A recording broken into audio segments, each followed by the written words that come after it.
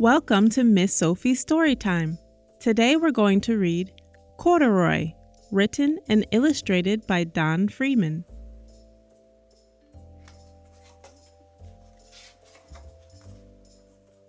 Corduroy is a bear who once lived in the toy department of a big store. Day after day, he waited with all the other animals and dolls for somebody to come along and take him home. This is Corduroy wearing his green overalls. One side seems to be missing a button. He's on the same shelf as a clown, a white rabbit, a doll, and a giraffe.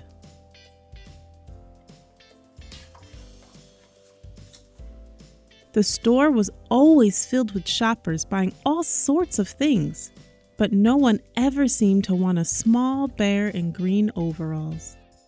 Then, one morning, a little girl stopped and looked straight into Corduroy's bright eyes.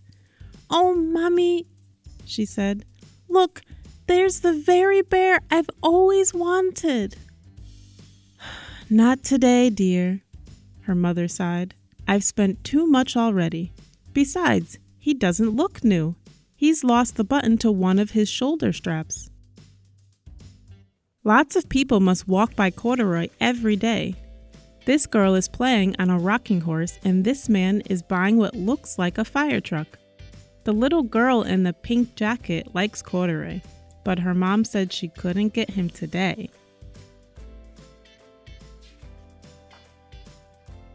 Corduroy watched them sadly as they walked away. "I didn't know I'd lost a button," he said to himself. "Tonight, I'll go and see if I can find it." All this time that Corduroy hasn't had a button. I wonder where he lost it. Maybe that's why no one's bought him yet. Late that evening, when all the shoppers had gone and the doors were shut and locked, Corduroy climbed carefully down from his shelf and began searching everywhere on the floor for his lost button. Corduroy is walking around the large department store to look for his lost button. Do you think he will find it? Let's find out.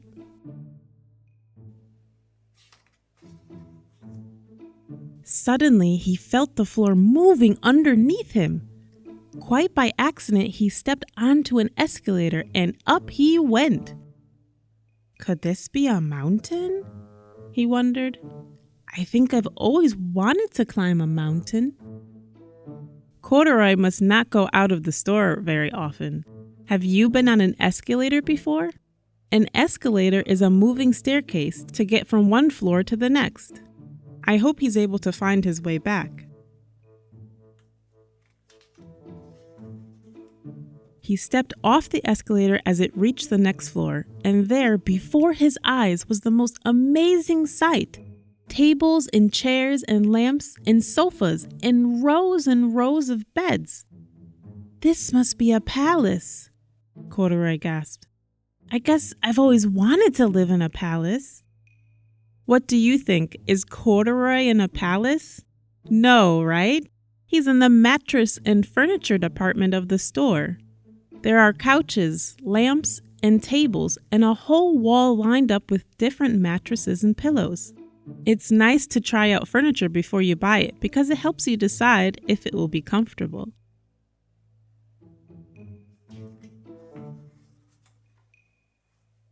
He wandered around admiring the furniture. "This must be a bed," he said. "I've always wanted to sleep in a bed." And up he crawled onto a large, thick mattress. All at once, he saw something small and round. "Why, here's my button!" he cried, and he tried to pick it up, but like all the other buttons on the mattress, it was tied down tight. The buttons are sewn onto the mattress, so Corduroy can't pull them off. The buttons on the mattress hold all the materials in place. They might look like his missing button, but they aren't. I guess he'll have to look somewhere else.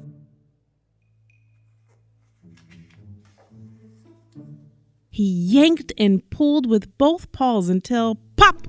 Off came the button. and off the mattress Corduroy toppled, bang into a tall floor lamp. Over it fell with a crash. Uh-oh, Corduroy is making a lot of noise. I wonder if there is anyone left in the store.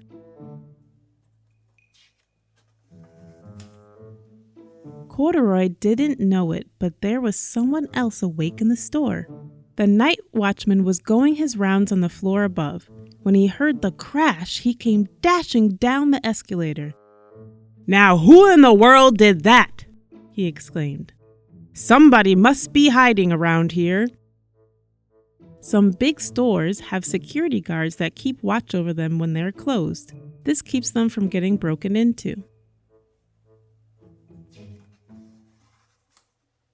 He flashed his light under and over sofas and beds until he came to the biggest bed of all, and there he saw 2 fuzzy brown ears sticking up from under the cover.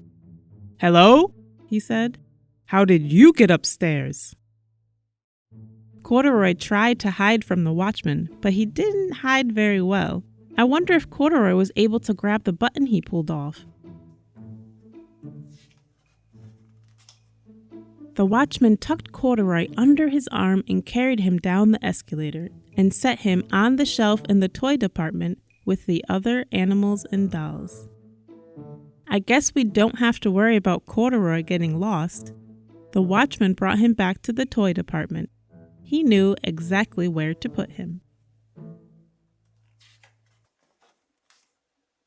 Corduroy was just waking up when the first customers came into the store in the morning. And there, looking at him with a wide, warm smile, was the same little girl he'd seen only the day before. "I'm Lisa," she said, "and you're going to be my very own bear. Last night I counted what I've saved in my piggy bank, and my mother said I could bring you home." "The little girl is back. She can buy Corduroy with the money she saved up." The other toys look happy for Corduroy that she came back for him. "Shall I put them in a box for you?" the sales lady asked. "Oh, no, thank you," Lisa answered, and she carried Corduroy home in her arms. She ran all the way up 4 flights of stairs into her family's apartment and straight to her own room. Lisa must be so excited. She said she had always wanted a bear just like Corduroy all this time, and now she has him. Corduroy blinked. There was a chair and a chest of drawers, and alongside a girl-sized bed stood a little bed just the right size for him. The room was small, nothing like that enormous palace in the department store. "This must be home," he said. "I know I've always wanted a home." Lisa sat down with Corduroy on her lap and began to sew a button on his overalls. "I like you the way you are," she said, "but you'll be more comfortable with your shoulder strap fastened." Lisa is already taking such good care of Corduroy.